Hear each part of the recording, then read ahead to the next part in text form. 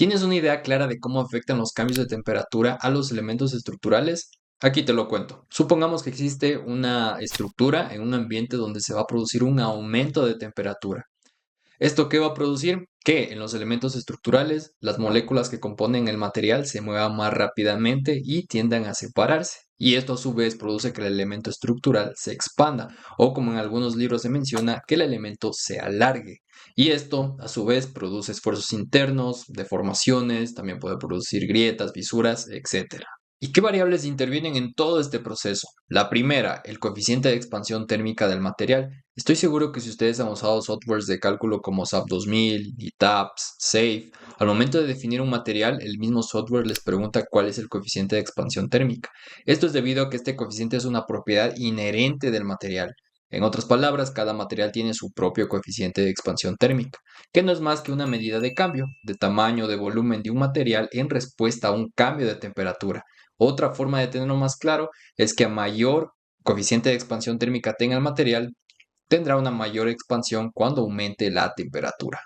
Y ocurre el efecto inverso cuando disminuye la temperatura. Ahora las moléculas que componen el material se van a mover más lentamente, van a tender a acercarse y esto a su vez produce contracción en el elemento, el efecto inverso a cuando aumenta la temperatura. Y precisamente quise tocar este tema porque en el canal de YouTube, en la sección de método de la rigidez, ya vamos a entrar al análisis estructural cuando ocurren estos cambios térmicos. Ustedes en la sección de miembros van a tener acceso a los ejercicios realizados manualmente, en software, en hojas de cálculo, de todos estos ejercicios para ver qué efectos, tener esa constancia de todos los efectos que ocurren cuando existen cambios térmicos en los elementos estructurales. Yo aquí ya les he mencionado con palabras los efectos que tienen estos cambios de temperatura, pero ahora veamos cómo podemos plantear matemáticamente los cambios de temperatura para aplicarlo con el método de la rigidez.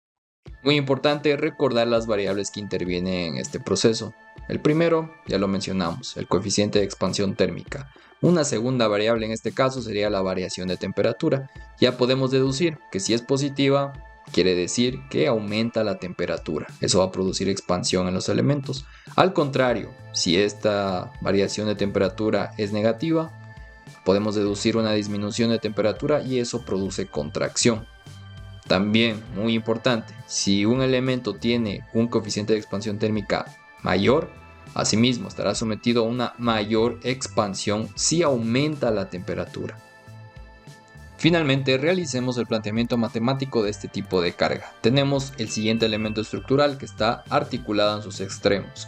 A este elemento yo lo voy a someter a un aumento de temperatura. Ya conocemos que el efecto será que se expanda. Aquí tendremos este desplazamiento delta producido por el cambio de temperatura. ¿Puedo calcular este desplazamiento? Por supuesto que sí, de esta forma. Será igual al coeficiente de expansión térmica por la variación de temperatura y por la longitud de ese elemento. Es natural aquí esperar que si se quiere generar este desplazamiento, aquí va a tender a existir una reacción que se oponga a ese movimiento.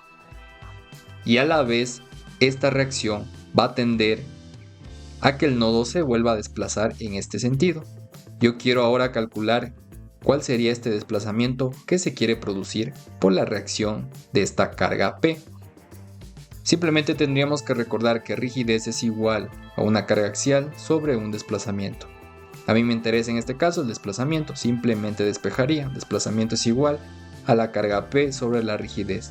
Recordemos que la rigidez axial es igual al modo de elasticidad por el área y sobre la longitud del elemento. Me quedaría ordenado de esta forma. Aquí tenemos el desplazamiento que se genera por el cambio de temperatura y el desplazamiento que se tiende a generar por la existencia de esta reacción que se opone al movimiento. A la final, si sumamos los dos desplazamientos para que exista el equilibrio, evidentemente tiene que dar 0. Si yo reemplazo a lo que equivale cada uno de estos desplazamientos, obtendría lo siguiente. De todo esto a mí lo que me interesa es esta carga P, la cual representa la carga generada debido a los cambios de temperatura. Obtengo P, la cual es igual al coeficiente de expansión térmica por la variación de temperatura, por el área del elemento y por el modo de elasticidad del material. También podría ordenar esto en un vector. Obtengo ambas fuerzas, la positiva y la negativa. pero hay que tomar en cuenta que este vector de fuerzas está en coordenadas locales. Y recordemos que si yo quiero analizar toda una estructura, la cual va a estar en un mismo sistema de coordenadas globales, yo tengo que hacer esa transformación de coordenada local a coordenada global. Si ustedes realizan un análisis de ángulos, obtendrían lo siguiente. Esta sería la representación del vector de fuerzas debido a los cambios de temperatura en coordenadas globales. La fuerza sería igual a lo mismo, prácticamente aquí solo estaría multiplicado por este vector de ángulos. Si ustedes manejan un formulario para aplicar este método, les sugiero igual anotar este vector de fuerzas que se genera por los cambios de temperatura en un elemento estructural.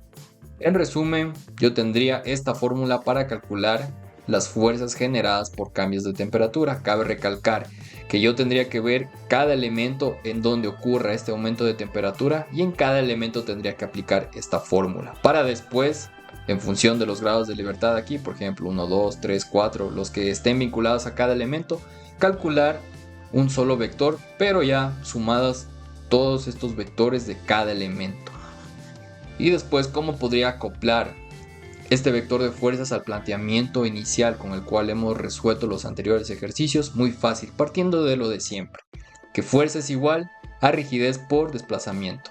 De aquí, lo único que varía es que tendremos que agregar este vector de fuerzas por los cambios de temperatura. Voy a agrupar las fuerzas en un mismo lado. Obtendríamos esto. Tendríamos que calcular esta diferencia.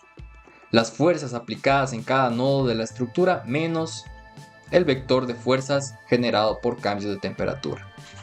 Realizo esta diferencia y a la final el resto sería lo mismo. Tendría que calcular la matriz de rigidez efectiva para proceder a despejar los desplazamientos. Lo mismo que los anteriores ejercicios, simplemente adicionar este vector que nosotros lo calcularíamos aparte, calcular esta diferencia y prácticamente obtenida la rigidez efectiva, encontraríamos los desplazamientos. Eso sería prácticamente todo. La siguiente parte ya está disponible para los miembros del canal, es decir, los ejercicios de análisis estructural, tomando en cuenta estos cambios de temperatura en los elementos estructurales. Una vez más, te invito a formar parte, convertirte en miembro del canal.